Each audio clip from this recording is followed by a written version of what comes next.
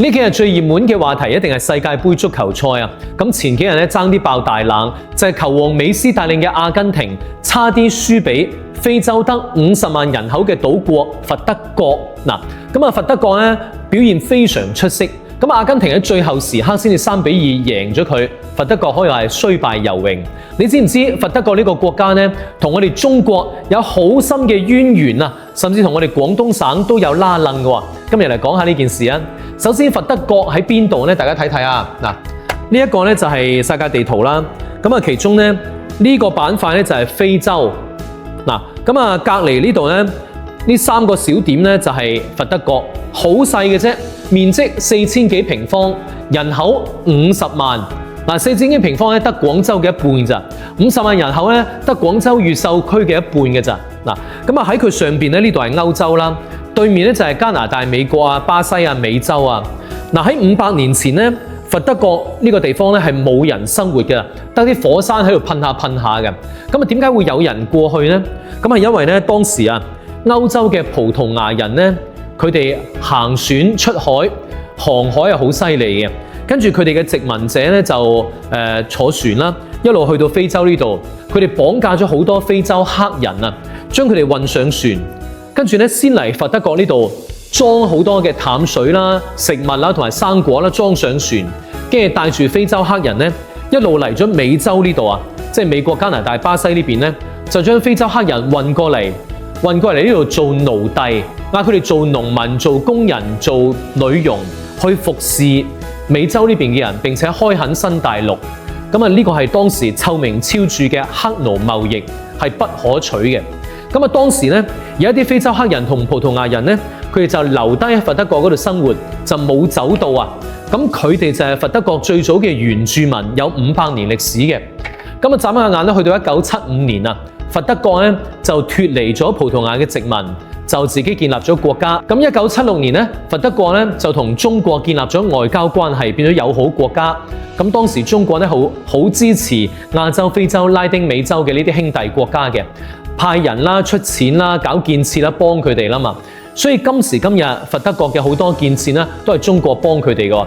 譬如話佛得角嘅政府大樓啦、議會大樓啦，仲有足球場啦，即係佛得角足球隊嘅嗰支踢波嘅主場啊，都係中國出錢幫佢哋起嘅，叫援建。甚至佛得角大學咧，都係中國幫佢哋起嘅。佛得角大學裏邊咧有一個叫孔子學院。呢個就同我哋廣東人有關啦。廣東外語外貿大學咧派出咗好多老師去佛得角大學嘅孔子學院嗰度做中文老師，教佢哋寫漢字、講中文啊，仲會教少少廣州話添。等佢咧可以嚟中國呢度揾食揾錢，可以支援佢哋家鄉建設。所以佛得角同中國咧好多淵源，並且佛得角咧佢哋有3000幾個華人。主要咧就係廣東嘅潮汕人啦，浙江溫州人啦，同埋福建人等等啊。呢3個地方係最識做生意嘅，佢哋將中國嘅日用品啦、一啲建築材料啦，就賣去佛得角，喺嗰度開超市、開商店，生意風生水起。加埋中國人咧講信用啊，唔會哄抬物價喎。所以當地人咧都好中意中國人嘅。講咗咁耐咧，咁你知唔知佛得角呢個名裏邊啊有粵語文化喺度嘅喎？你聽一聽啊，佛得角、佛得角。我哋頭先講嘅國家呢兩個發音係唔同嘅喎，一個係國，一個係國，唔一樣嘅。我舉個例子啊，香港4大天王有一個叫做郭富城。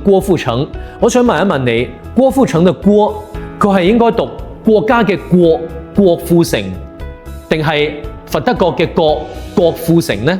你認為係國定係國？話你知，郭富城嘅名字呢應該係同國係一樣嘅，郭富城。佢個韻母係 GW 個嘴唇係一個圓唇音嘅郭富城國家。而佛得角嘅角呢，佢係得一個 G 嘅啫，佢冇嗰個 W， 所以你發音嗰陣咧嘴唇唔使嘟埋個嘴嘅角。佛得角。你聽一次啊，比如說郭富城在佛得角，郭富城喺佛得角，郭富城喺佛得角。記住啦，所以粵語咧又係有一個好搞笑嘅急口令，叫做各個國家有各個國家嘅國歌。嗱，有人會讀各個國家有各個國家嘅國歌，好似雞叫咁啊！其實錯㗎，你如果將音發準咧，唔係咁樣㗎。你聽下，各個國家有各個國家嘅國歌，聽唔聽到？國家各個係唔一樣㗎。嗱，第二個粵語文化啦，佛得角隊裏邊佢哋最出名嘅球星咧就係40歲嘅守門員沃茨尼亞，粵語咧叫和新霞，咁啊英文名咧叫 Virginia。嗱，你聽下 Virginia、沃茨尼亞、和新霞三個譯音都有嘅。嗱，我哋借和新霞嘅名同大家講一個知識，就係有一啲外國人嘅英文名啊，如果用粵語嚟翻譯咧，可能會比普通話翻譯更加貼近佢嘅原名嘅，並且後邊係有原因嘅喎。譬如你話籃球明星 Michael Jordan， 咁啊普通話係邁克爾喬丹 ，Jordan 譯咗喬丹，咁啊粵語係米高佐敦，係咪好似 Michael Jordan 咧？咁譬如話拍電影嘅阿帕仙奴，普通話係阿爾帕斯諾，粵語係阿帕仙奴。仲有 Rob De Niro， 羅伯特·德尼羅，咁啊粵語係羅伯迪尼路。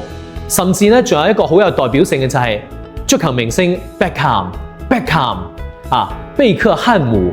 如果你係用粵語咧叫碧咸，嗱你聽一聽 Beckham 呢個名咧，如果你譯成貝克漢姆，要有4個字嘅發音，貝克漢姆。如果用粵語嚟譯咧，就係2個字，碧咸，咁啊啱好對應咗英文名 Beckham。嗱，點解粵語會譯得好啲呢？因為粵語咧係有短促音同埋閉口音嘅。咁啊，碧咸嘅碧咧就係短促音，你聽下，碧，對應咗英文嘅 back。咁啊，鹹菜嘅鹹咧係閉口音嚟㗎，鹹，對應咗後邊嗰個 Beckham，閉口音。所以又有短促音又有閉口音，咁啊 Beckham 粵語一譯碧咸就好準啦。因為普通話咧係冇短促音，所以 back 要用2個普通話嘅字貝克嚟模仿。咁啊普通話又冇閉口音喎，所以 Beckham 就要用漢姆嚟模仿個 cam 閉口嘅嗰個狀態啊。所以粵語有閉口音又有短促音。咁啊短促音同閉口音咧又係宋朝、唐朝、漢朝、秦朝，甚至孔子、孟子嗰個時代就已經有㗎啦。只不過咧喺宋朝末年啊，咁啊蒙古人統一天下之後咧，短促音先至慢慢冇咗。嗱，我舉個例子啊，譬如有一首好短嘅詩叫做《江雪》，就係柳宗元寫嘅，佢就用短促音嚟押韻嘅喎，叫做千山鳥飛絕，萬徑人蹤滅，孤舟蓑笠翁，獨釣寒江雪。絕滅雪，嗱，呢3個就叫短促音，專業講法叫入聲。嗱，因為當時咧柳宗元啊係因為佢即係唔識做官啦，得罪咗人啦，就俾人貶出去湖南嗰度做官，係降咗佢職，用粵語叫燉冬菇啊，所以佢好唔開心嘅。於是咧佢寫呢首詩咧係一首床頭詩嚟嘅，你聽下。千山鳥飛絕，萬徑人蹤滅，孤舟蓑笠翁，獨釣寒江雪。每首詩嘅第一個字提出嚟叫千萬孤獨，因為佢俾人貶咗去湖南嗰度，佢又唔開心喎，所以佢呢首詩咧每句話最後一個字咧就用短促音嚟押韻，因為短促音係拉唔長嘅，所以用短促音押韻嘅話咧，佢道氣啊係發唔全，個音咧發一半就 cut 短咗，就 cut 斷咗，所以叫短促音啊嘛。所以呢個咧就係佢反映佢嘅心情唔開心，就用短促音，千山鳥飛絕就係咁嘅。如果你用普通話嚟讀嘅咧，你讀唔出呢種短促音。你睇下，千山鳥飛絕，萬徑人蹤滅，孤舟蓑笠翁，獨釣寒江雪。絕滅雪又變咗拉長音啦，讀下笑容都有埋。所以用粵語讀唐詩宋詞甚至古代詩歌咧，更好咁可以還原到古代人當時嘅情感。嗱，講咗古詩詞咧有啲遠啦，翻嚟佛得角呢度，你知唔知最近嗰出電影咧《給阿嫲的情書》咧，咪講咗潮汕人喺海外奮鬥嘅故事嘅？其實佛得角呢個國家咧，佢就係非洲版嘅《給阿嫲的情書》，因為佢佛得角本土嘅人民得50幾萬，但佛得角喺海外嘅僑民咧有100幾萬嘅喎。咁呢啲海外僑民咧喺歐洲啊、美洲等唔同嘅國家嗰度去返工打工啦。佢哋揾到好多錢，都係寄翻嚟佛得角呢度養育自己老婆仔女、老豆老母嘅，可以話係非洲版嘅給阿嫲的情書嗱。咁啊，最近佛得角嘅足球就好勁啦。咁啊，佛得角足協主席咧就同中國球迷講啊，話想多謝中國一直支援佛得角嘅建設，想同中國隊踢翻場足球賽咁話啦。你又覺得咧中國隊有冇贏嘅可能呢？